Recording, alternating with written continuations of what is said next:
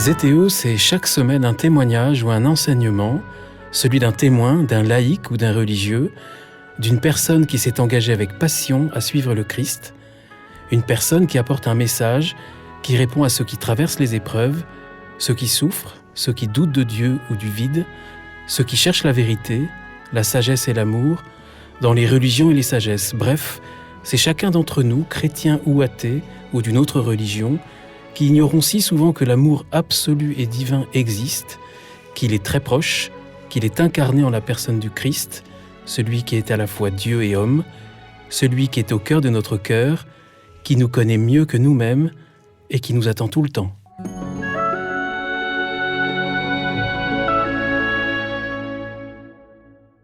Bonjour chers auditeurs de ZTO, bienvenue pour un nouvel épisode. Je suis Guillaume Devoux et vous propose aujourd'hui un épisode un peu différent, délicat, parce qu'il est consacré à un sujet difficile, souvent brûlant, mais qui peut aussi se transformer en chemin de conversion, de révélation, celui d'une plus grande ouverture encore aux autres, particulièrement ceux qui sont différents. Elvire Tonna et Olivier Boisdin, bonjour. Bonjour Guillaume. Bonjour. Merci d'avoir accepté mon invitation. Elvire Tonna, vous êtes consultante et directrice artistique, mère de famille de 3 grands garçons. Olivier Boisdin, vous êtes à la retraite après avoir exercé une profession d'entrepreneur dans l'informatique, notamment. Vous êtes aussi père de 5 enfants et grand-père de 15 petits-enfants. Ce qui vous réunit, Elvire et Olivier, ce qui touche aussi beaucoup d'autres parents, souvent démunis et désemparés au début, c'est d'être chacun parent d'enfants homosexuels et d'avoir vécu à la fois le coming out de votre enfant, la déflagration dans vos vies et ce qui a suivi, comment vous le vivez et eux, comment ils le vivent aujourd'hui. Et vous êtes en même temps des membres actifs de l'association Reconnaissance. J'avais déjà eu la joie de recevoir Nathalie de Villancourt au début de l'année 2023, une association qui vise justement à accompagner les parents d'enfants homosexuels avec ce point commun de partager la foi chrétienne et de souhaiter rester au cœur de l'Église catholique. C'est ça à peu près le but de Reconnaissance? Oui, une belle synthèse. Oui. Alors, justement, Elvire, Olivier, qu'est-ce qui vous pousse aujourd'hui à témoigner? Alors d'abord, moi je pense aux parents qui sont dans notre situation. On pourrait parler très longuement des personnes homosexuelles, mais là, en l'occurrence, nous, Olivier et moi, et Reconnaissance, on est là en tant que parents, donc je pense à tous les parents qui traversent cette découverte, et c'est ça qui pousse à témoigner, et pour eux et pour leurs enfants en fait, pour des relations et des liens familiaux sereins et paisibles. Olivier acquiesce. Oui, on est devant une situation qui n'est pas exceptionnelle, qui est minoritaire. Et c'est quand même, si vous prenez 5 familles, 4 enfants, eh bien, il y a une famille qui est concernée. Donc, il faut s'y préparer et rendre visible cette réalité. C'est plus facile, je pense, si elle est bien ancrée dans la réalité de la vie. Alors justement, s'y préparer, comme vous dites Olivier, dans vos cas respectifs, depuis combien de temps avez-vous vécu les coming out de vos enfants? Alors, pour ma part, c'est il y a 6-7 ans. Le coming out de mon fils a eu lieu lorsqu'il avait 25 ans, donc assez tardif. Mais voilà, 6-7 ans, 2 années d'apprivoisement et de découverte, parce que j'étais complètement ignare. Je connaissais les mots, je connaissais, on va dire, les situations, peut-être par le cinéma, la culture, mais ignare, en fait. Et vous, Elvire? À peu près 6 ans aussi. Et nous, notre fils aîné nous l'a dit quand il avait 17 ans. Voilà. Alors, ils étaient justement dans des situations très différentes. Lorsque vous l'avez appris chacun et en couple, est-ce que vous avez été surpris? Alors, choqué, surpris, mais au final, en relisant, il y avait eu des signes et depuis tout petit pour lui. Ce que je voulais dire, c'est vos cœurs de parents savaient quelque part. Il y avait eu des signes, mais il y a eu une forme de négo, de déni, et puis parce que voilà, on se projette pas du tout dans une vie comme ça. Donc en fait, voilà, il y a des petits signes, mais on n'a pas du tout envie de les voir. Enfin moi, en l'occurrence, j'avais pas du tout envie de les voir. Et vous, Olivier? Alors là, débarquer, mais complètement. On aurait pu avoir des signes avant-coureurs quand on relit l'histoire, mais on n'a rien vu ou rien voulu voir. peut-être, parce qu'en fait, c'était pas du tout dans notre schéma de famille, dans notre schéma éducatif, donc on le mettait complètement de côté. Donc, alors, les réactions sont pas forcément les mêmes. Hein. J'ai vu en préparant l'émission que vous n'aviez pas réagi tout à fait de la même manière chacun. Vous, Olivier, vous parlez au début, vous gérez bien la situation dans la première heure. Je suis une super maman. Ouais. Quand il me dit ça, je suis en maîtrise totale, ok, j'accueille, tout va bien, je l'écoute. Lui, ça lui fait, je pense, un bien fou parce que ça fait, je sais pas, peut-être 8 ans qui gère ça tout seul. Et puis, dès qu'il est parti de la pièce, waouh. Alors là, moi, c'est la déflagration. En fait, je gère plus rien, je touche plus terre et voilà. Et vous, Olivier? Pour ma part, pareil, lorsqu'un enfant vous le dit, mais en fait, c'est d'abord votre enfant. Donc, c'est un peu comme si ça passait au second plan. Et la première réaction, ça a été, tu me fais confiance, quoi. Et de cette confiance reçue, vient ensuite un amour dans lequel on plonge, une sorte d'amour inconditionnel. C'est une formule, hein, mais on en touche la réalité à ce moment-là, très très vite. Comme si le cerveau se mettait un petit peu de côté. Et après, on dit, oui, mais les conséquences de tout ça. Et là, la peur, la crainte, la culpabilité un peu. La bon, honte. c'est un chemin. Pas la honte. Pas la honte. Pas la honte, non. Non, pas la honte. Culpabilité, oui, mais pas la honte. Il y a un mot que vous employez tous les deux, le mot de déflagration. Ouais. Et un mot que Nathalie avait employé l'an dernier, le mot, en parlant des parents, justement, le mot de deuil aussi. Mais peut-être d'abord la déflagration. Oui, parce que mon fils, quand il me l'a annoncé, m'a dit « Je suis bouleversé ». Donc lui-même l'était. Et en fait, cette déflagration, tout à l'heure je disais, la confiance appelle la confiance en quelque sorte. Hein. Mais quand vous sentez votre enfant bouleversé de ce qu'il découvre, puisqu'en fait, mettre des mots pour lui vis-à-vis de ses parents, c'est quand même un cap très, très important. Dans son cas, c'est parce que Elvire, vous dites, ça faisait depuis quelques années qu'il le savait? Ouais. Oui, 3-4 ans pour moi, sans doute. Pour vous, 3-4 ans, Olivier. Oui, je pense, je sais pas exactement. Moi, je pense, alors c'est là où on va rentrer un peu pas dans la technique, mais quand on dit homosexualité, d'ailleurs, on dit souvent homosexualité, on devrait davantage parler d'homosensibilité, parce qu'en fait, un enfant, quand à 8-9 ans, il sent qu'il est différent, il pense pas du tout à la sexualité. Il sent qu'il a un rapport au monde qui est complètement différent.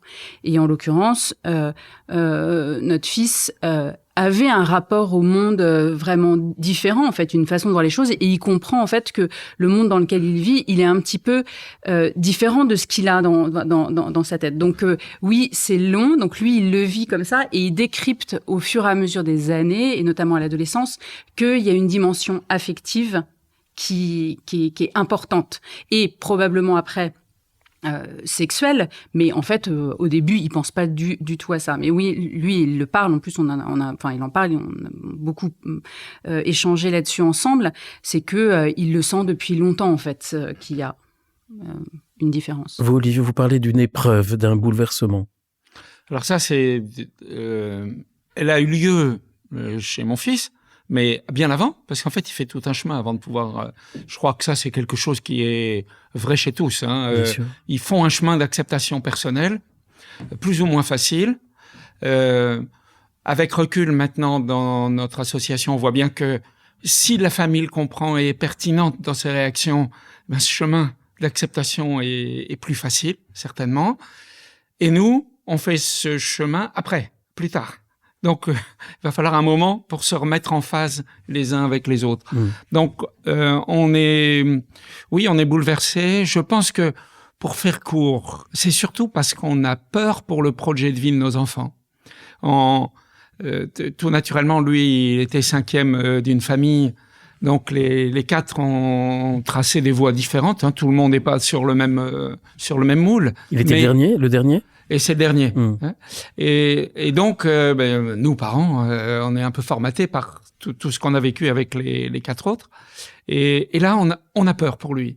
Peur de la marginalisation, peur d'une vie dont on ignore tous les tenants et aboutissants. Peur aussi de pas être au rendez-vous de l'amour. parce que on est totalement démunis.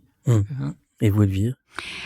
Oui, effectivement, pour revenir à cette idée, alors Olivier commence à l'expliquer un petit peu si on essaie de décrypter ce qui se passe, mais l'image de la déflagration de l'explosion, et moi c'est l'image que j'ai trouvée la plus juste, c'est que vous imaginez vraiment le truc, il y a un truc qui explose et on est sonné. En fait, on n'entend plus rien.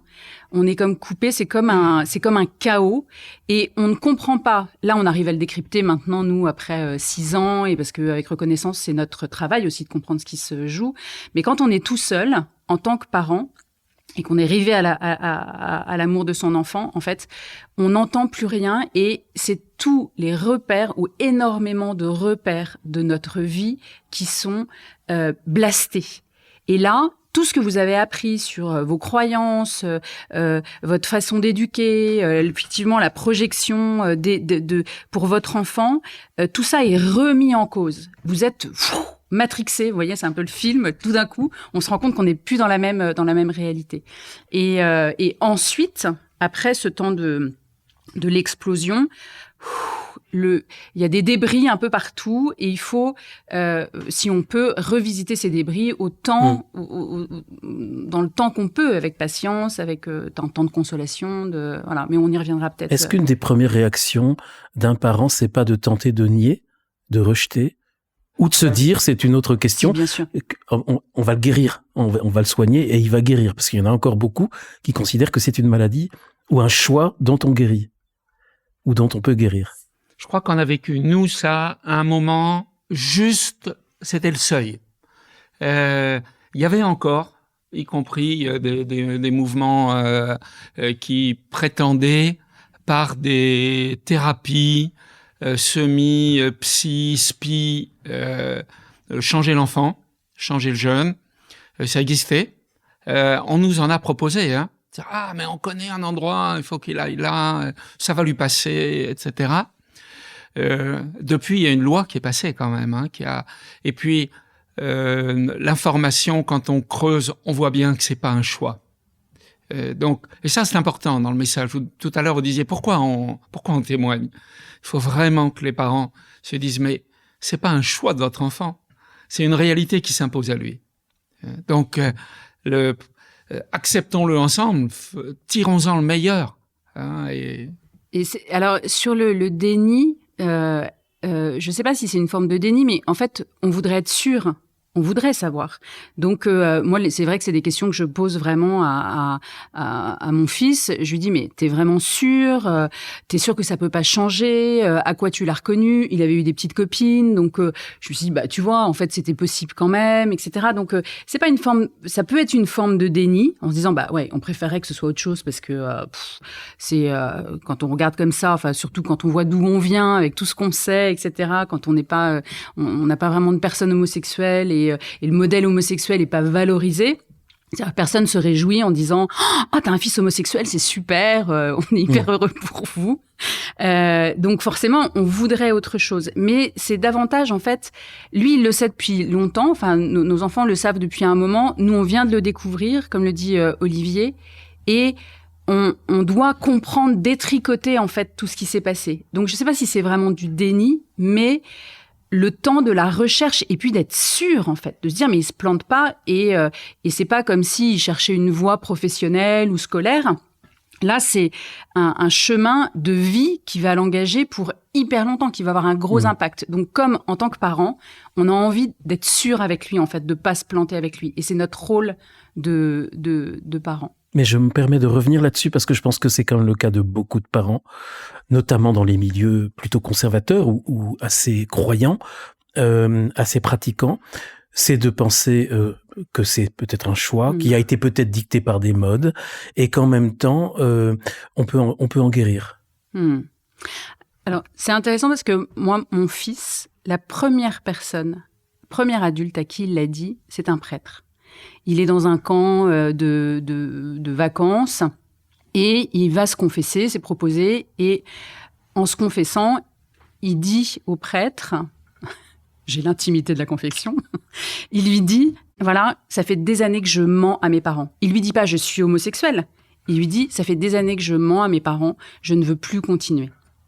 Et là, le prêtre, donc, au final, lui dit, bah voilà, parce que je suis homosexuel. Et le prêtre lui dit, ah, mais tu sais, tu peux peut-être te faire accompagner. C'est un peu passager. Le prêtre, après, je l'ai vu, c'est ce qu'il m'a dit. Il m'a dit, mais je pense pas que votre fils soit homosexuel, etc. Donc, ça va assez loin sur le. Mais. Il a voulu vous rassurer.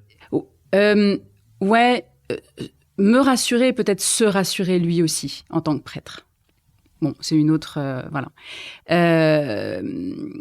Et parce que, parce qu'on coupe plein de choses, en fait. Quand on dit, à 17 ans, t'es homosexuel, ça veut dire que dans la religion catholique, on vous dit, en fait, tu ne pourras pas aimer comme les autres. C'est d'une violence inouïe. Enfin, on peut en reparler après, mais quand on est chrétien, vous dire que vous ne pouvez pas aimer pleinement, entièrement, mais c'est dingue, quoi. C'est presque un non-sens, quelque chose. Donc, c'est extrêmement violent pour un jeune. Et donc, voilà. Donc, le prêtre, oui, il peut pas dire ça à une mère, il peut pas dire ça probablement à un enfant. Et donc, il va trouver des parades, voilà. Donc, c'est une forme pour rejoindre sur la question du déni ou de fait de guérir. Oui, le prêtre propose des solutions, en fait, pour s'écarter de cette voie. Voilà. Alors, je crois que là, les différentes expériences sont singulières. Et vraiment, il y a beaucoup de différences. Dans notre cas, moi, je lui ai dit, parce la réaction de mon épouse a été vraiment assez violente. Elle était tellement chamboulée. Et donc, elle voyait tout en noir. Et elle lui disait. Et donc, il en a été, tout ça se passe sur 3 mois à peu près, hein, quand même, d'échanges compliqués où on voit pas le bout du tunnel. Et mon fils me dit, mais en fait, j'ai besoin quand même de là, ça va plus. Et c'est même son ami qui nous alerte, disant, Victor, puisqu'il s'appelle Victor, perd les pédales. Et là, je lui dis, mais attends, vois un psy, mais pas pour te changer, pour assumer complètement qui tu es. Et si c'est nécessaire, il faut le faire. C'est-à-dire qu'il y a un moment où si cette réalité, ou la confrontation de cette réalité à l'affectivité familiale, ou la confrontation à la société devient trop lourde, qu'il y a du travail à faire sur soi, oui, faut se changer. Mais se changer pour vivre avec cette réalité. Hein, c'est pas et aider les autres autour de soi à l'accepter aussi. Moi, j'ajouterais une dernière chose, c'est dans ce chemin, s'il y a risque de déni, quand ça arrive à un enfant qui a des frères et sœurs, les frères et sœurs, ils sont pas dans le déni. Parce que s'il y a de la confiance entre eux, et ça a été le cas chez nous, ils se parlent. Ils sont plus pertinents que nous sur le sujet, plus acceptants aussi. Tiens. Et donc, on a eu la chance d'avoir une fratrie autour et surtout les valeurs ajoutées, les gendres qui avaient moins d'affect finalement dans la relation, qui ont été ils ont contribué à construire à partir de ça. Vous, Olivier, vous avez dit que vos enfants, les autres, le savaient ? Alors, non, en fait. Non. À cette époque-là, le second a 15 ans et l'autre a 12 ans. Donc, en fait, oui, moi, c'était des aînés. C'était des aînés devant lui. On est vraiment dans autre chose. Et ce qui est hyper intéressant, on n'en a jamais parlé avec Olivier de ça, mais ça m'intéressait parce que, justement, en y réfléchissant, on projette, on a envie que notre enfant soit heureux. Tout parent, bien sûr, projette consciemment ou inconsciemment des choses pour ses enfants. Moi, c'est mon aîné. Donc, je suis encore presque une jeune mère, en fait. Et je n'ai pas la preuve, ou je ne suis pas rassurée par le fait que tout se passera bien pour eux. J'allais dire, Olivier a déjà des enfants mariés, installés, et en plus, son fils est aimé, est déjà en couple, en fait. Et a priori... marié. Maintenant marié, mais à l'époque pas marié, mais il est aimé. Alors que le mien, et je le vois, on le voit dans beaucoup de témoignages de parents, de personnes homosexuelles, c'est qu'en fait, c'est des personnes qui font un long chemin de recherche, qui les met bien évidemment dans une situation hyper inconfortable, de projection de vie, de qui ils sont, d'identité, de savoir s'ils sont dans les clous. Moi, mon fils, quand il me dit ça, il me dit « Mais tu te rends compte, en fait, j'ai été regardée sur Internet et en fait, on me dit que je suis contre nature. » contre nature. Votre enfant a 17 ans, il vous dit ça, et on vous dit pas, t'es pas normal. On te dit que tu es contre la nature. Ce que tu vas faire va être contre nature. Donc en fait, c'est très et donc sa projection pour être aimé, ce socle, moi à 17 ans en fait tout est à faire. J'ai pas de preuves comme quoi il va être bien. Donc c'est ce que tu dis, Olivier. Enfin chaque expérience est vraiment difficile et différente. Et surtout, quand on vient, et c'est vrai que la dimension religieuse est extrêmement importante, et d'où l'effet aussi de déflagration, c'est que entre votre enfant qui vous raconte quelque chose et l'Église qui vous dit autre chose, en qui vous avez toujours cru, des gens qui ont réfléchi pendant des siècles pour vous, qui ont fait tout chemin et qui ont dit, bah voilà, l'homosexualité ou les actes homosexuels, c'est un péché, c'est une déviance, c'est considéré encore dans le catéchisme de l'Église catholique, c'est marqué comme ça, comme effectivement c'est en même temps que la prostitution, c'est dans le même paragraphe que la prostitution, la dépravation, etc. Bah, vous êtes entre les deux et vous savez pas qui croire, en fait. Donc, il y a un conflit de loyauté entre votre enfant et des siècles de réflexion. Donc, c'est tout ça qui se joue et c'est pour ça que chaque cas, en fait, est vraiment différent. Alors, ce qui est ici, Olivier, vous le révéliez un petit peu tout à l'heure, ce qui est important, puisqu'on s'intéresse aujourd'hui notamment aux parents, c'est les réactions du couple qui forcément va pas forcément être sur la même réaction. Vous parlez de la réaction de votre épouse, et chez vous, Elvire, c'était comment? Alors moi, mon mari a eu une très très belle remarque. C'est moi qui lui ai annoncé.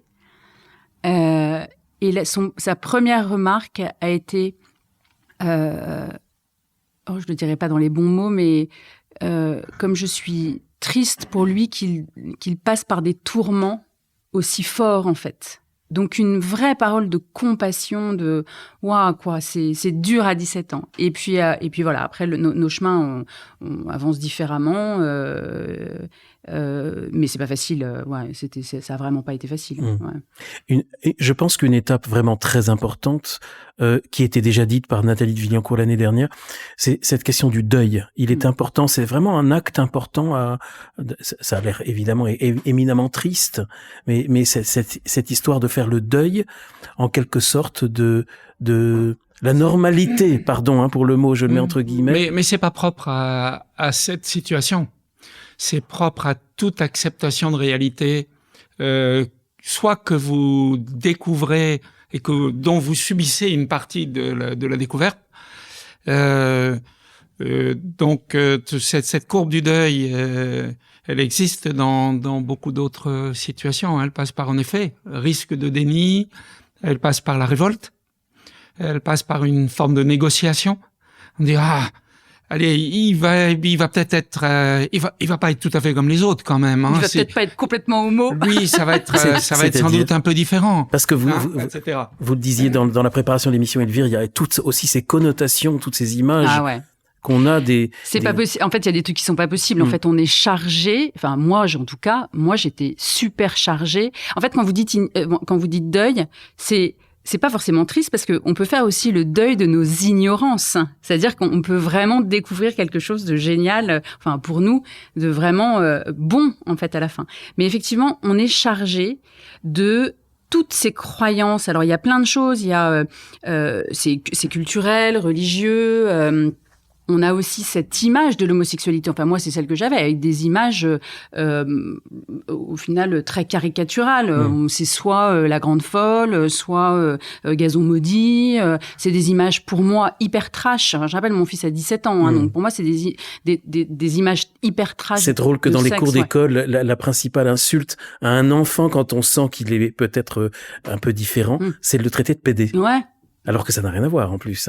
Ben non, en fait, mais parce qu'en fait c'est un espèce de package en fait qu'on nous a pas vendu, mais et moi quand je pense, quand mon fils me dit ça, c'est terrible, mais les images que j'ai, il va finir dans un backroom à se faire enfilé par des gars habillés de cuir, un truc comme ça. Donc je me dis, et en fait quand je le vois, c'est un espèce de poète, il adore faire d'écrire des trucs hyper doux, c'est un gentil, un idéaliste. Donc en fait c'est une une rupture incroyable. Donc on est vraiment chargé de ça. Tout ce que nous dit l'Église.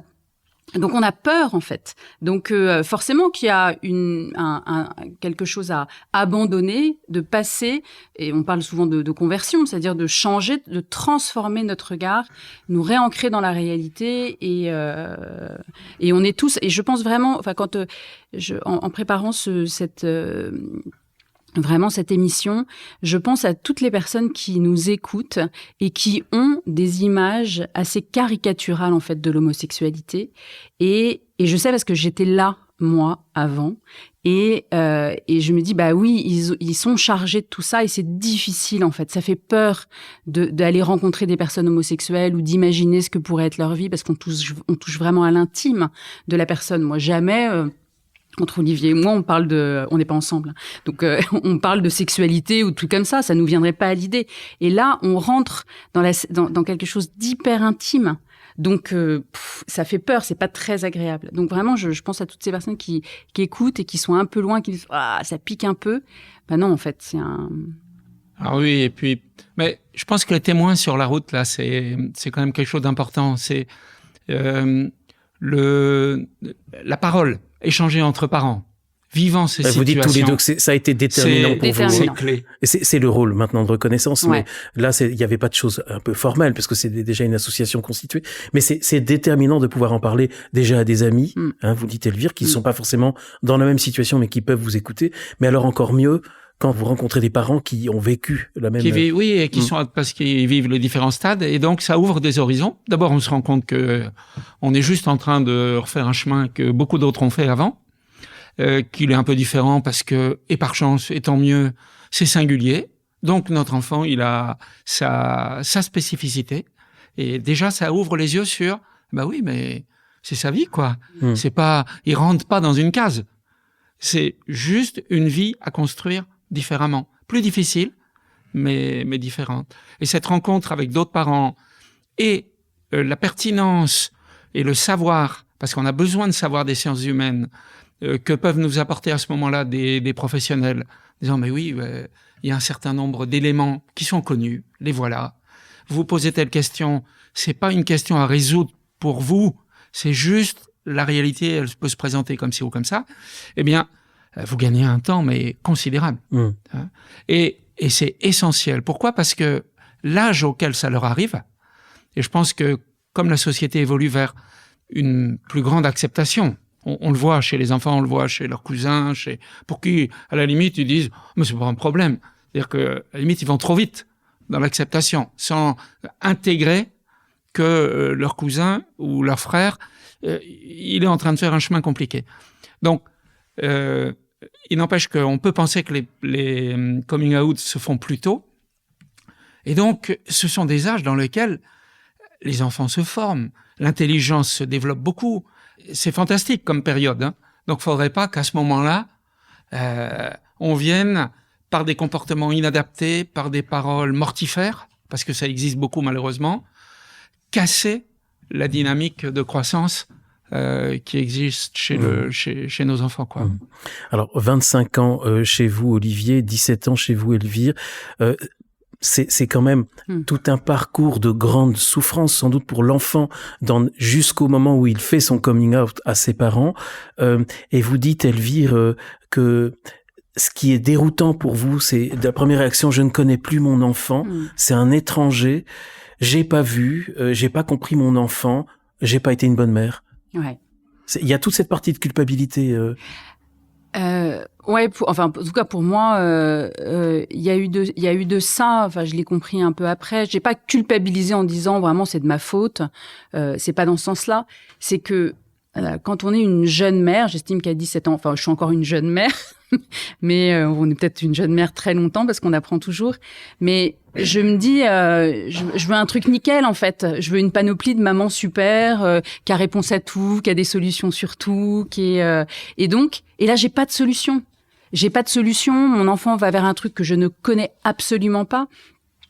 Qui en plus est pas très attrayant, pas très glamour, quoi. Et donc je me sens hyper démunie. Et c'est vrai, je l'avoue, je l'ai regardé comme un étranger. Je me suis dit what, quoi, c'est plus du tout mon. l'image que j'avais de ce jeune garçon vient être percutée de plein fouet avec d'autres choses. Donc en fait, je suis démunie. Et au-delà de ça, à ce moment-là de l'annonce, il y a mes 1000 autres questions qui viennent, quoi. On est, c'est ce que je dis dans le chaos. Le chaos, c'est le bazar à l'intérieur. Ça vient tout bouleverser. Donc on n'est plus tout à fait hyper aligné en fait dans ce qu'on pense entre la tête, le cœur, le corps, voilà. Olivier? C'est peut-être une vraie expérience, plus qu'une épreuve en fait, avec recul après. Hein. C'est-à-dire que pendant que je l'ai vécu comme une épreuve au démarrage, mon épouse l'a vécu comme une épreuve. Je voudrais quand même signaler que c'est quand même elle qui a fait tous les gestes derrière, parce que même si moi l'acceptation a été rapide, c'est elle qui a eu l'intelligence et la délicatesse d'œuvrer pour que le rapprochement et que l'apprivoisement se transforme en joie. Et qu'on passe, parce qu'il y a un grand signe, c'est quand, dans le chemin que vous faites, tout à l'heure on parlait du deuil, vous vous débarrassez de la tristesse. Parce qu'elle reste tout un moment, enfin chez moi elle est restée longtemps, il a fallu 2 ans, hein. 2 ans, à nous deux d'ailleurs, pour ma femme aussi, pour que la tristesse s'en aille. Et en fait, un peu comme entre le Petit Prince et le renard, dans Saint-Exupéry, c'est cet approvisionnement. N'allons pas trop vite, mais faisons les pas qui nous rapprochent. Et progressivement, en fait, c'est plus une épreuve, ça devient une expérience. Et cette expérience, elle amène, dans notre cas, elle a amené le couple à relire sa vie, tous les aspects de la vie de couple.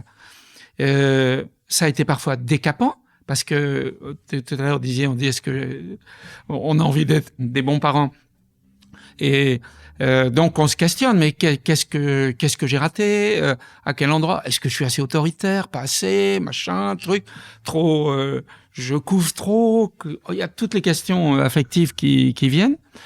Donc parfois c'est bien inconfortable, mais finalement un jour ou l'autre elles viennent, ces questions en couple, si on veut progresser. Donc c'est en ce sens que je dis que c'est une expérience. Dans le rapport à l'enfant, pour moi, puisque à 25 ans, c'était quand même un adulte, hein, ça fait basculer dans un rapport d'adulte à adulte. C'est-à-dire que je suis passé vraiment de la paternité à la fraternité.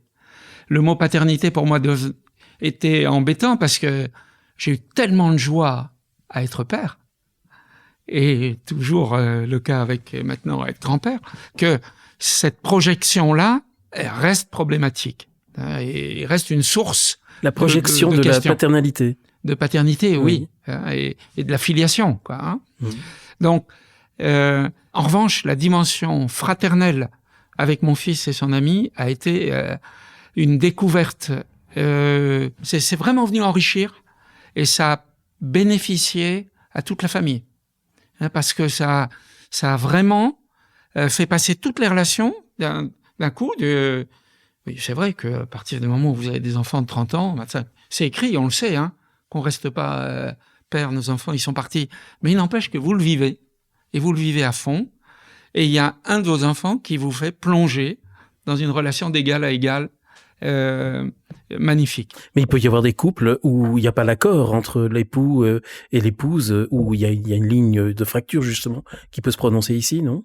Alors, effectivement, il y a des exemples. On a des exemples, nous, dans les groupes de parole qu'on voit, où il y a des personnes qui viennent seules, il y en a qui viennent en couple, ou même le couple n'est pas du tout au même niveau, n'a pas les mêmes mots pour l'exprimer, et où le rapport avec l'enfant est vraiment atteint, en fait, avec l'un ou l'autre. Moi, en l'occurrence, on avance tous les deux très différemment. Mais voilà, mon mari reste quand même quelqu'un d'ouvert donc voilà, il l'exprime complètement différemment. Moi, je suis confondée reconnaissance. Lui est pas dedans, mais il a son chemin aussi, quoi.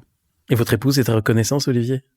Oui, mais pas comme Elvire. Elle est pas active dedans. Bon, je crois que ce sont des bons équilibres finalement. Là, on parlerait d'altérité devant cette situation. Chacun y apporte sa petite brique, parce qu'en fait, c'est juste une toute petite facette de leur personnalité. Ouais. Il y a tout le reste, là. Et donc, une fois que vous avez fait le chemin, vous, comme parent, en fait, votre enfant, il attend juste que on parle d'autre chose. C'est plus un sujet, ouais, c'est ça, c'est plus un sujet. Pour C'est nous, plus un sujet. à reconnaissance, c'est marrant, c'est un truc nous, à la maison, c'est plus un sujet. On en rigole de temps en temps, mais c'est plus un sujet. Ils ont une autre vie, hormis leur homosexualité, quoi. Il n'y a pas de... Et j'ose dire qu'on peut... je reviens sur cette question de tristesse et joie, parce que la compassion qu'on peut manifester par rapport à des parents ou par rapport à des jeunes qui vivent ça, elle est utile parce que on fait un chemin, on écoute, on comprend. Mais il faut pas en rester là. Il faut vraiment se dire, il y a une réalité que j'ignore, j'ai besoin de la connaître. Qu'est-ce que tu vis? Qu'est-ce que t'apprend la vie? Et à partir de ça, qu'est-ce que tu m'apprends sur la vie? Et si on prend ça, c'est pas vrai d'ailleurs que pour ce sujet, hein, c'est vrai avec beaucoup de situations hors normes. Et donc on découvre d'autres richesses de la création, quoi. Mais ça, je peux en témoigner, et on en reparlera un petit peu dans cette émission si on a le temps. Mais cette joie, on la voit en vous, hein, et il y a une flamme qui vous anime. Hein. Évidemment, on parle du deuil, on parle de choses qui peuvent être tristes, mais parce qu'il faut passer par toutes ces étapes, et vous les avez connues. Une chose justement, toujours un petit peu triste, mais qui a trouvé une bonne solution, qui m'a frappé. L'un de vous deux, je ne sais pas lequel, m'a dit en préparant l'émission, et qui avait cette peur, mais nos vies vont-elles nous séparer de notre enfant? C'est terrible, hein? C'est en fait, je pense toujours à ça. C'est la peur. En fait, on est beaucoup régi par la peur. Avec ses enfants, on voudrait le meilleur. Il y a un lien. Olivier parlait d'amour inconditionnel. Moi, j'ai découvert que mon amour n'était pas inconditionnel. Waouh, la claque, quoi. On nous dit tout le temps, ouais, c'est super, l'amour inconditionnel et tout. Et puis, en fait, je me suis dit, mais non, en fait, s'il a pas rempli toutes les cases, mon amour sera pas le même. Et puis, en plus, si il choisit, et parce que c'est toujours ces mots-là qui reviennent, s'il choisit une autre voie que celle qu'on connaît avec mon mari ou la société ou 90%, 95% de la société connaît, ben, est-ce qu'il il sera obligé de partir de la maison? Est-ce que, donc et c'est beaucoup, effectivement, on s'en rend compte, c'est beaucoup régi par la peur et cette, et ce qui, après, on l'explique, nous on essaye effectivement, en reconnaissance, de décrypter ce qui se passe. On est, c'est très girardien, très René Girard, de dire voilà, il y a un besoin d'appartenance, on a besoin de bouc émissaire. Est-ce qu'on appartient au grand groupe? Et il faut toujours des gens à côté, au final, pour se rassurer qu'on est bien dans le grand groupe. Et là, dans le cas de l'homosexualité, les homosexuels, pendant très longtemps, c'est un groupe en marge, donc qui est séparé, et ça rassure le reste d'être dans le du bon côté de l'enclos. Et c'est ce qui se joue dans la peur, c'est de dire waouh, où est la barrière de l'enclos en fait. Et là, la barrière de l'enclos en fait, elle est chez moi, elle est dans ma maison, dans ma cuisine, dans mes bras, parce que mon enfant il est dans mes bras. Donc c'est ça qui, tout d'un coup, peut faire peur en fait, et en même temps nous ramène, c'est pour ça qu'il y a beaucoup de joie aussi, nous ramène à la réalité en disant mais non, c'est juste une image, c'est un concept, mais ton enfant n'est pas un concept. Donc on le prend dans ses bras et voilà, c'est la réalité. Olivier? Je pense que là encore, on parlait des témoins tout à l'heure. Pour moi, dans le chemin, j'en ai rencontré dans le cadre du groupe de parole, mais aussi la vie a mis sur mon chemin à ce moment-là des couples de même sexe, heureux, rayonnants, manifestant leur foi. Et ça a été aussi vraiment très, très décisif. Parce que j'ai pu avoir un horizon. Dire, le sien, ça sera sans doute différent, mais ça existe. Et je crois qu'il faut avoir le courage, l'audace de mettre en avant ces personnes qui, par modestie, auraient tendance à rester dans la pudeur ou un peu cachées, parce que dit bon, on va pas se mettre en avant quand même, c'est pas notre, on n'a pas vraiment envie. Et pourtant, leur témoignage est extrêmement utile. Raison pour laquelle dans l'association, chez Reconnaissance, sur le site internet, on essaye de concentrer un maximum de ces témoignages qui peuvent donner un horizon. Mais chacun va aller chercher la brique dont il a besoin au moment où il a une question à résoudre. Hein. C'est pas vous changez pas ça d'un seul coup. hein, cette transformation personnelle, vous la vivez au fur et à mesure. En tout cas, ces rencontres pour moi ont été vraiment décisives parce que on dit bah oui, c'est possible. Et maintenant, à lui de jouer, quoi. Vous vouliez ajouter quelque chose, Elvire ? Ouais, quand Olivier dit effectivement de rencontrer des personnes qui veulent pas forcément se mettre en avant, je parlais tout à l'heure des caricatures. En fait, ce qu'on voit, ce qu'on imagine beaucoup, et ce qui est d'ailleurs promu par les médias, la société, c'est quelquefois, alors un peu moins, c'est vrai ces dernières années, mais c'est toujours la Gay Pride, des images en fait assez simplistes de l'homosexualité ou de la différence ou tout ce qui est LGBT. Moi, j'utilise jamais le terme LGBT, pas parce qu'il n'est pas vrai ou pas juste, c'est parce que dès qu'on dit LGBT, on pense communauté, on pense groupe fermé, lobby, exactement. Et il y a le mythe d'un lobby gay ou LGBT avec toutes les abréviations qui suivent, d'un lobby extrêmement puissant. Oui. Et peut-être qu'il y a des groupes ou des personnes en fait qui agissent en lobby, mais là en l'occurrence les personnes dont Olivier parle, c'est le gros des personnes ne se disent pas de la communauté LGBT. Il n'y a pas de communauté. En fait, c'est des personnes qui ont une identité parmi plein d'autres. Il y a des gens qui ont des boulots, des trucs comme ça, et en plus sont homosexuels ou autres, mais c'est pas une communauté, ça ne forme pas une communauté.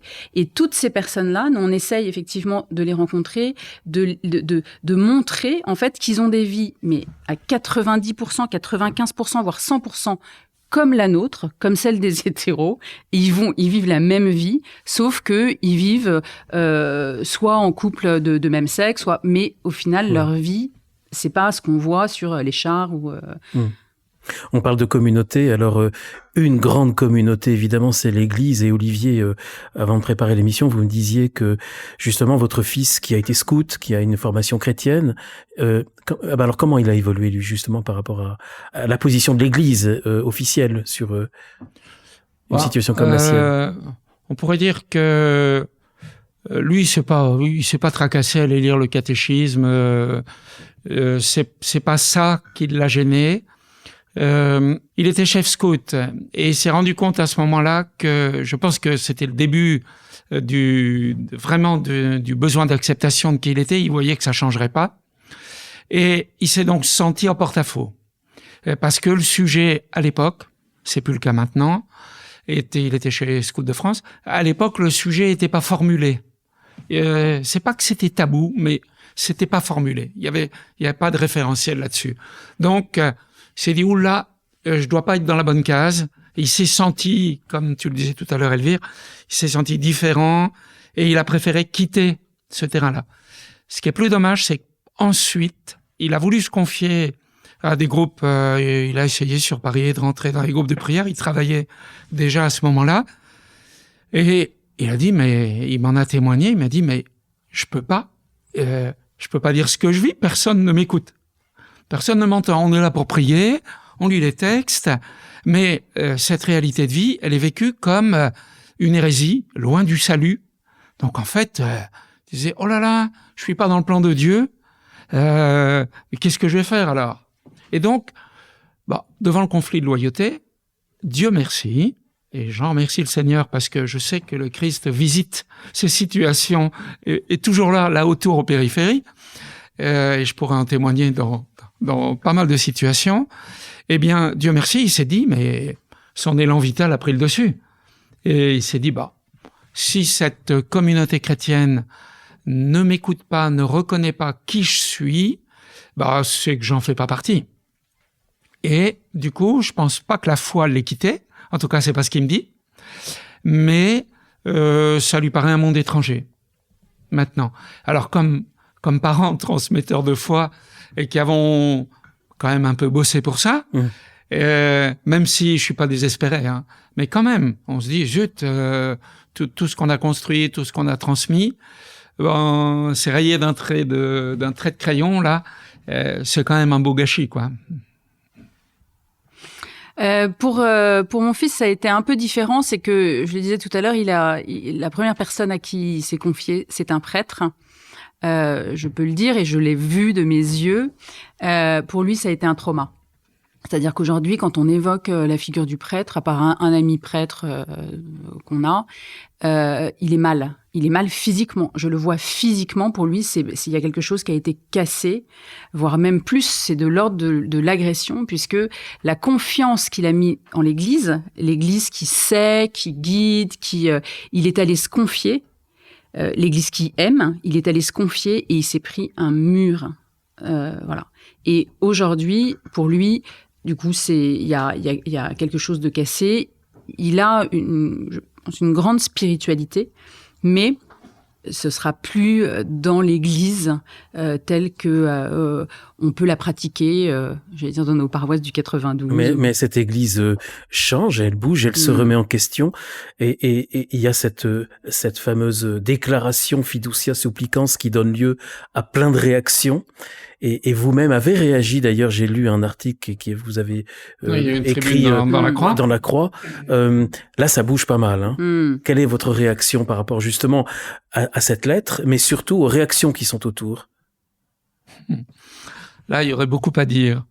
Je crois que il y a un chemin qui se fait, mais on voit bien qu'on est sur un sujet clivant entre, on pourrait dire, progressiste, moderniste, que sais-je, enfin tous les clivages qui pourraient être mis autour de ça.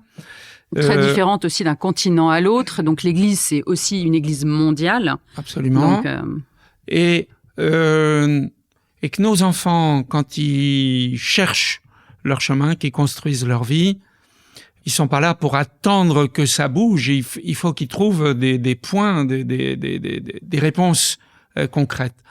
Donc, je crois que il y a encore beaucoup de travail à faire pour la formation des pasteurs. C'est-à-dire que cette réalité existe, elle existe chez nos enfants, elle existe dans le clergé de façon significative, et donc il faut pas l'invisibiliser. Il faut juste accepter cette réalité et faire avec.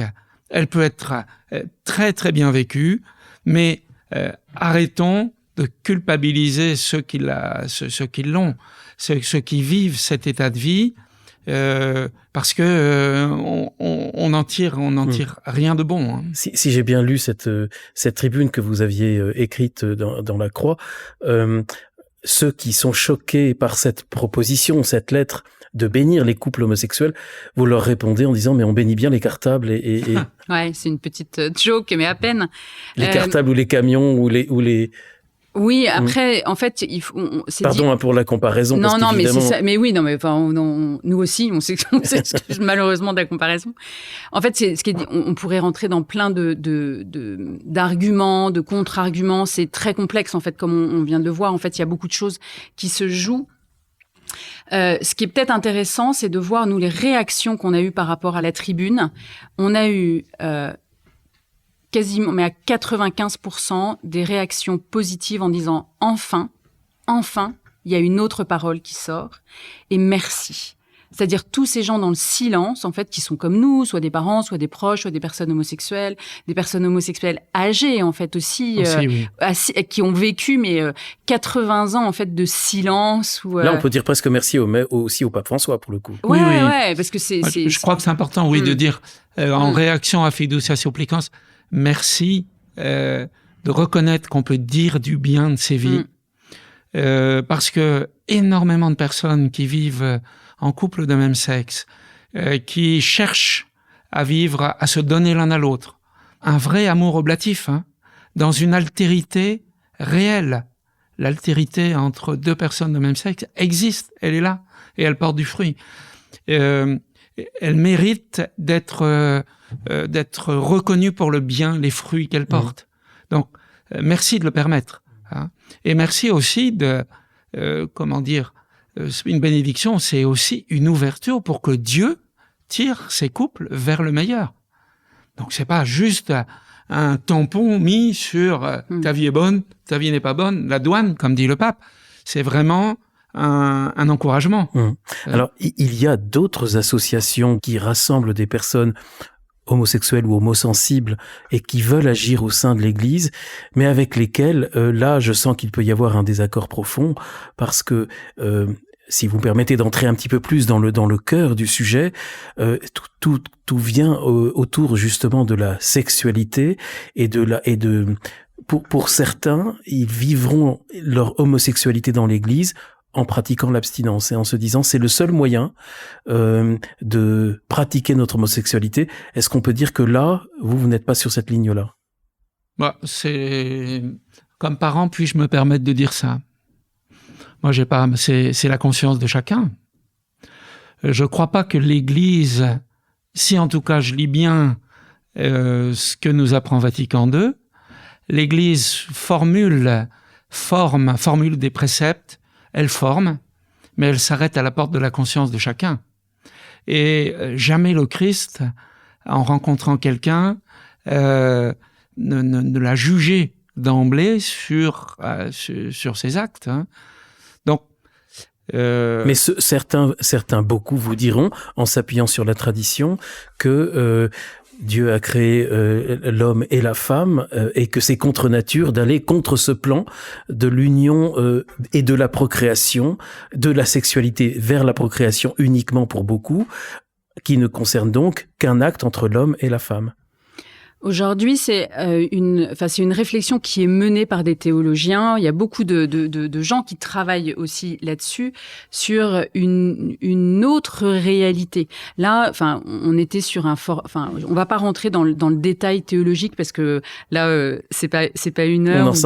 On n'en sortira pas. On peut faire des journées. On vient de suivre une formation avec des théologiens justement sur la sexualité et l'éthique sexuelle dans l'Église. Et on voit que les choses bougent énormément pour essayer de lire la sexualité en dehors de la relation homme-femme pour la procréation. En disant, ça c'est cachère, tant que c'est pour procréer, c'est possible. Mais voilà, et de se rendre compte qu'il y a en fait bien d'autres manières de voir la sexualité. Comme dit Olivier, chacun sa conscience. Aujourd'hui, on a quand même plusieurs exemples en fait pas mal d'exemples de personnes qui ont essayé la continence, l'abstinence, etc. Et après, il faut les interroger jusqu'où est-ce que ça leur permet une vie bonne.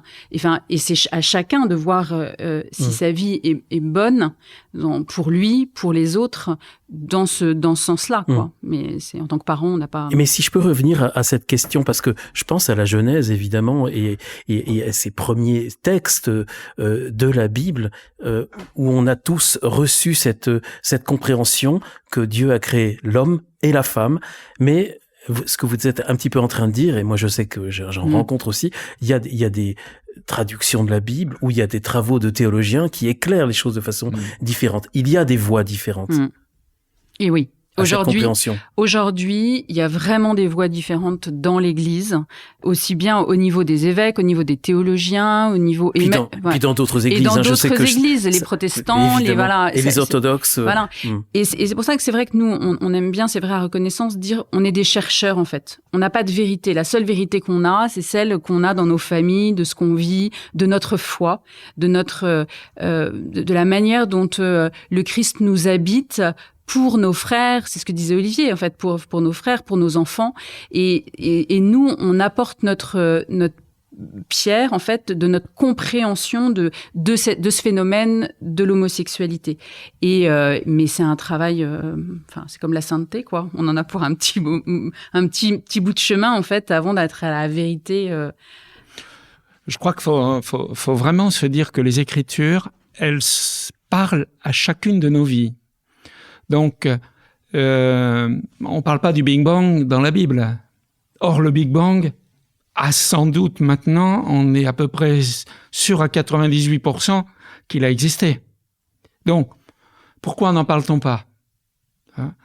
Il y a des tas de réalités de vie ou de situations qui sont maintenant connues sur le plan psychologique, etc., qui étaient totalement inatteignables dans l'Ancien Testament ou au temps de Jésus.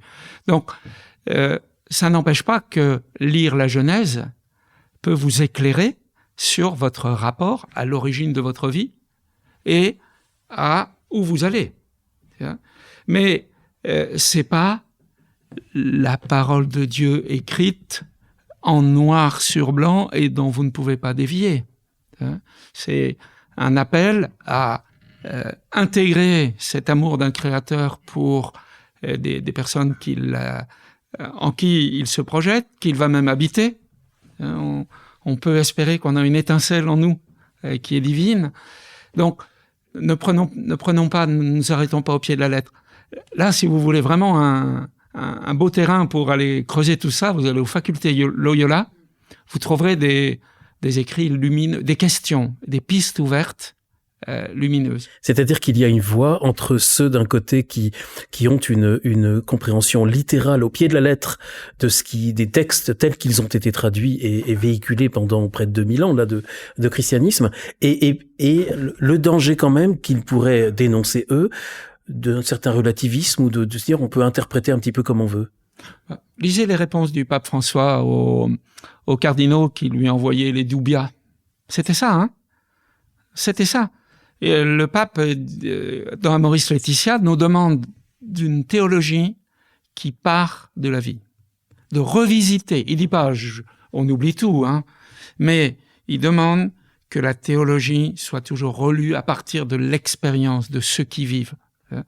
Alors, il se fait contrer par, en effet, des cardinaux qui disent oui, mais ça, c'est un abus de personnalisme et c'est la voie ouverte au relativisme. Et il leur répond beaucoup mieux que je ne pourrais le faire, de façon très très simple. Hein. Donc, je pense que cette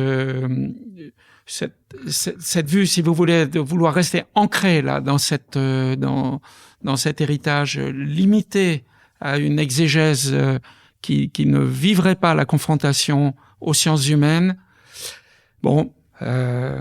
Elle a ses limites. Et puis peut-être aussi que la Bible est un texte vivant et qu'on peut pas la figer dans une interprétation trop littérale.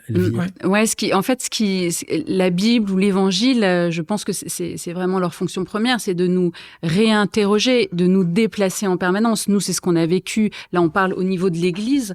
Nous, on dit souvent en connaissance nos familles sont des petites églises domestiques. Et le déplacement qu'on a vécu dans nos familles, nous permet de regarder l'Église avec, enfin, pour ma part, au moins beaucoup de compassion, en me disant, sans doute l'Église a à se déplacer. Donc, observer, lire différemment en fait ce qui se joue ou ce qu'elle a reçu pour peut-être se déplacer, mais pas se déplacer pour du relativisme, mais se déplacer pour plus de vie. En fait, moi, c'est ce que j'ai vécu. J'ai plus de vie, plus du Christ, en fait, dans ma vie aujourd'hui qu'avant. Donc, ce déplacement a été bon pour moi, déjà, pour mes enfants, ça c'est certain, et pour les gens qui sont autour. Donc, je me dis, good job, en fait. Le déplacement est bon et bénéfique. Vous ne prenez pas le maquis, hein. Il ne s'agit pas de quitter l'Église parce que ces préceptes ne vous conviennent pas. Alors moi, je me sens en périphérie. Maintenant, je comprends mieux le sens de ce mot. C'est-à-dire que j'ai été pendant pas mal d'années très très engagé aux entrepreneurs et dirigeants chrétiens, donc vice-président national, travaillant beaucoup la pensée sociale, puisqu'on travaillait protestants, orthodoxes et catholiques réunis. Donc, c'est pas la doctrine sociale de l'Église, mais la pensée sociale chrétienne. C'est très, très, très voisin parce que c'est inspiré par la doctrine sociale de l'Église. Et là, je vois bien que par mon appel à la conscience, je me situe en dehors du canon et à 100%, hein, puisque je réfute que les actes seraient un péché. Donc, Oui, toute cette phraseologie que j'ai lue récemment encore, de commettre un acte qui est péché, et que on ne condamne pas le pécheur, mais qu'on condamne le péché. Enfin, je veux dire, tout ça, on s'y perd un petit peu dans tout ça. Oui, mais bon, ça, cette différence entre l'acte et la personne, elle existe depuis longtemps, et pas seulement là. pas seulement pour ce sujet-là. Hein. Et vous, Elvire, aussi, vous êtes dans l'église ou en périphérie? Alors, non, et moi je me sens pas trop en périphérie. Je formule pas comme ça. Moi, ce qui est certain, c'est que je me situe, j'espère, à côté du Christ et dans l'Évangile, parce que il y a cette dimension de réalité. Moi j'ai relu l'Évangile à l'aune justement de ce chemin, et c'est pas juste l'homosexualité, je veux dire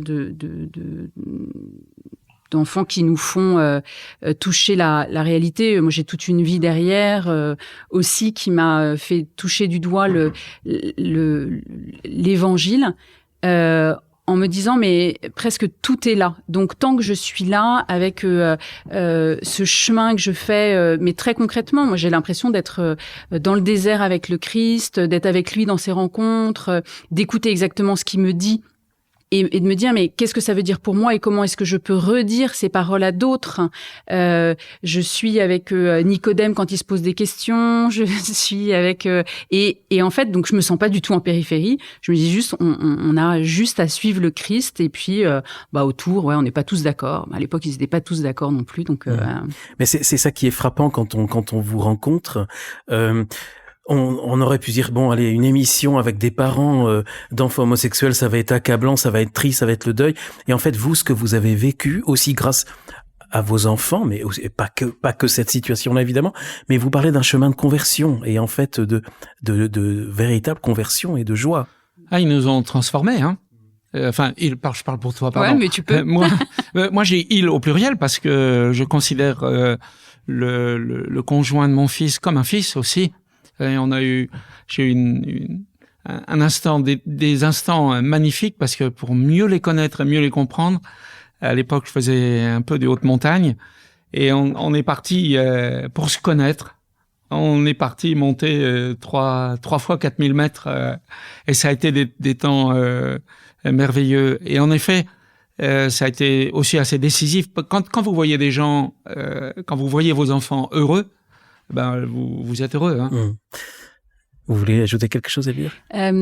Oui, sur effectivement cette dimension de conversion, de transformation. On est sans cesse, en fait, quand on fait ce chemin de croyant, je pense à interroger notre conscience, à sans cesse s'interroger sur le sens de la vie, sur ce qu'on fait là, est-ce que ce que l'on fait là contribue en fait à l'avènement d'un royaume, mais bien concret. Et oui, c'est à la fois une conversion, alors bien sûr spirituelle, mais vraiment humaine, parce que avec nos enfants, on va au cœur de l'existence. On les interroge. Moi, j'ai eu la chance, c'est ce que j'ai dit à mon fils. Je lui ai dit, mais merci, après 6 mois, merci de m'avoir déplacé comme ça. Tu m'ouvres vraiment un nouveau monde. Et j'ai gagné, mais en élasticité sur le regard des autres. Donc c'est clairement, c'est humain, c'est habité, parce que j'espère habité par cette dimension divine, mais c'est hyper humain. Et je vois que eux, ça leur a permis d'être en totale liberté, et même, ils me disaient, en sécurité d'avoir pu aborder ces sujets-là avec lui, parce que on est au cœur de l'existence et de questions existentielles. Donc, je ne souhaite pas aux parents de vivre ça, parce que c'est, comme on disait, c'est presque un mauvais moment à passer. Mais ouvrez les bras, et puis ouvrez vos yeux sur la créativité de Dieu. En fait, Olivier avait annoncé la couleur en tout début d'émission en disant que c'est une épreuve qui s'est transformée en expérience spirituelle, en expérience de vie. Oui. Avant de se quitter, Elvire et Olivier, est-ce que vous auriez un conseil à donner déjà aux jeunes qui sont dans une situation, à des auditeurs qui nous écoutent et qui n'ont pas encore fait leur coming out et qui ont peur? Qu'est-ce que vous pourriez leur dire? Des jeunes qui s'arrivent, je pense que il faut pas rester seul, et ne pas rester bloqué par des paroles qui ne comprendraient pas cette situation, parce qu'il en existe encore beaucoup, et qu'il existe à l'inverse des mouvements, des associations qui ont une grande pertinence sur le sujet, mais ne restez pas seul avec ça, et rencontrez des personnes qui vont vous éclairer. Si vous pouvez pas encore en parler à vos parents, c'est peut-être d'autres éducateurs, des éducateurs dans l'école. On est nous-mêmes pas mal sollicités pour aller former les cellules les formateurs en formation affective et sexuelle à l'école. Mais voilà, pas rester seul, quoi. Elvire? Déjà leur dire que par leur singularité et pas seulement par leur homosexualité, mais par tout ce qu'ils sont autour, en fait, il y a plein de chatoiements différents en fait dans chaque personne. Ils ne sont pas réduits juste à ça. Ils ont en soi, en eux-mêmes, en fait, une contribution à apporter. Voilà, tels qu'ils sont. Donc ils sont géniaux, quoi. Donc en fait, voilà, ils ont juste à être eux. Et après, ce que dit Olivier, effectivement, ne pas rester seul, parce que quand on est seul, on tourne en rond dans sa tête, et c'est jamais très très bon. C'est difficile de trouver la joie tout seul. On la trouve souvent en groupe. On s'enrichit les uns des autres, donc pas rester seul. Et si jamais ils sont perdus, si parmi les gens qui écoutent aujourd'hui cette émission, certains de jeunes à qui ça arrive seraient perdus, surtout qu'ils n'hésitent pas à envoyer un petit message à contact@reconnaissance.life. Oui, parce qu'on leur répondra. Et alors pour les parents qui sont eux, qui nous écoutent et qui, en écoutant cette émission, se sont dit tiens, mais peut-être que mon enfant. Alors qu'est-ce que vous leur conseillez de faire, d'attendre ou d'aller au-devant? S'ils ont un doute, c'est que il y a des raisons de se questionner. Formez-vous, documentez-vous sur le sujet, rencontrez des personnes qui connaissent. Faut en parler à l'enfant? Non, je crois qu'il faut respecter. Faut attendre. Personnellement, je pense qu'il faut respecter le chemin que fait l'enfant. On peut ouvrir des portes, en fait. On peut montrer qu'on est dispo à entendre ça, trouver des moments pour en parler, pour parler de bien d'autres choses d'ailleurs, et pas seulement de ça. Si l'enfant est en confiance, il va le formuler au moment où il est prêt. Donc, sans doute faut-il vérifier que le terrain de confiance est construit et évolue. C'est pas « oui, je te fais confiance ». C'est est-ce qu'on se parle de choses importantes dans la vie de temps en temps? Est-ce qu'on se questionne? Est-ce qu'on parle de nos fragilités? C'est comme parents. On n'a pas juste à parler de tout ce qui va bien. Nos enfants, ils sont pas plus bêtes que d'autres, surtout quand ils grandissent. Ils deviennent adultes quand ils prennent conscience de nos manques et de nos fragilités. Donc, faut pas qu'on ait peur de leur en parler aussi. Et ça, c'est des super bonnes portes, justement, pour les enfants, pour justement aborder ces sujets-là. S'il y a des parents, effectivement, qui ont peur, en fait, on se dit souvent, nous, on a croisé des copains qui nous disent votre situation, bon, finalement, c'est pas si grave, on peut vivre avec, etc. Chez les autres, c'est toujours plus facile que quand on le vit chez soi. Si vous sentez qu'il y a quelque chose, préparez-vous en fait à explorer chez vous ce que ça veut dire si demain on a un enfant ou un petit enfant homosexuel. C'est un super chemin, comme on vient de le dire, pour faire un peu d'introspection et voir où on en est. Sur plein d'autres questions, l'impact que ça peut avoir dans nos vies.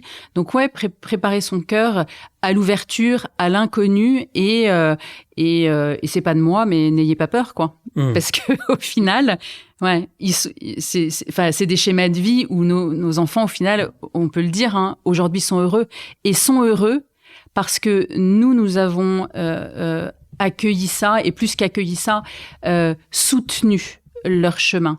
Et c'est une clé énorme du bonheur des enfants de voir que les parents sont les premiers supporters, en fait, sont leurs premiers supporters. Merci, Elvire, c'est très beau d'être le supporter de ces enfants. Une question, un aspect qu'on n'a pas vu, mais rapidement, parce qu'on arrive vraiment en fin d'émission. Quand on parlait tout à l'heure du deuil, c'est souvent aussi pour les parents de faire le deuil, de se dire j'aurai pas de petits-enfants. Et c'est la question de la fécondité. Quelle est votre position? J'imagine que ce sont des positions personnelles, mais c'est forcément des sujets auxquels vous réfléchissez beaucoup. Les questions d'adoption ou évidemment de mariage. Votre fils est marié, Olivier? Là encore, je pense que finalement, il y a évidemment une question biologique et comment ça se passerait. Vous parlez, l'adoption n'est pas si simple quand même. Je crois qu'il y a un travail à faire sur le désir d'enfant. Pourquoi ? Qui existe pour les hétéros comme pour les homos. C'est le même sujet. Donc, quand on parle de GPA, évidemment que ce sont des vraies questions, mais elles concernent les deux de la même façon. Donc, c'est pas propre à l'homosexualité, cette question-là. Mais là, notre rôle de parent est, l'adulte qui grandit, la relation fidèle, amoureuse qui se développe dans un couple va produire du fruit. On peut être là, nous, comme référents, apporter nos regards, mais encore une fois, c'est leur conscience qui va les amener à prendre les décisions. Personnellement, c'est vrai. On en parle, et on se dit que passer par un acte commercial pour avoir un enfant est un vrai problème. Un vrai problème. Et on partage ce point de vue. Mais loin de moi l'idée de juger ceux qui le font. Loin de moi. Donc, c'est tout. C'est le champ des complexités de la vie. Mais encore une fois, regardons ces questions sans avoir peur. Il y a plein de façons d'être... Quand ils se sont mariés, nos enfants, qui sont dans un métier du paysage, ils ont planté un arbre dont ils ont multiplié les soins autour de cet arbre en nous montrant quelle était leur conception de la fertilité, en nous expliquant quelle était là leur conception de la fertilité. Donc, être bonne nouvelle pour les autres quand on les croise, c'est aussi une bonne façon d'être fécond dans la vie, quoi. Elvire. Moi, je suis encore un peu jeune pour parler de petits-enfants, mais je vois déjà que mes enfants sont féconds au-delà de la projection d'une famille en soi. En fait, je sais qu'ils pourront porter du fruit et transmettre sans pour autant forcément avoir des enfants. Voilà. Donc, pour le moment, moi, j'en suis là. Et personnellement, même si on se fait toujours peut-être l'image d'avoir des petits-enfants et tout, je crois aujourd'hui que on est là pour un temps sur Terre et que de pas voir ses petits-enfants ou de pas voir de petits-enfants n'est pas... une réalité acceptée, en fait. Ouais, en fait, c'est effectivement, c'est une réalité acceptée. Et je veux dire, s'ils sont heureux, c'est bien l'essentiel, quoi. S'ils sont heureux, c'est bien l'essentiel, c'est tout ce qu'on leur souhaite, évidemment. Olivier et Elvire, merci infiniment pour votre participation, votre témoignage. Juste avant de se quitter, un mot encore que vous voudriez dire ? Si je peux me permettre de faire un petit appel, un peu de pub. Bien sûr. Hein, c'est pas de la pub, c'est vraiment un point de rencontre possible. C'est-à-dire que si les parents se posent des questions, on rencontre cette réalité ou sentent qu'elle va venir, on a ouvert chez Reconnaissance un groupe de parole en ligne.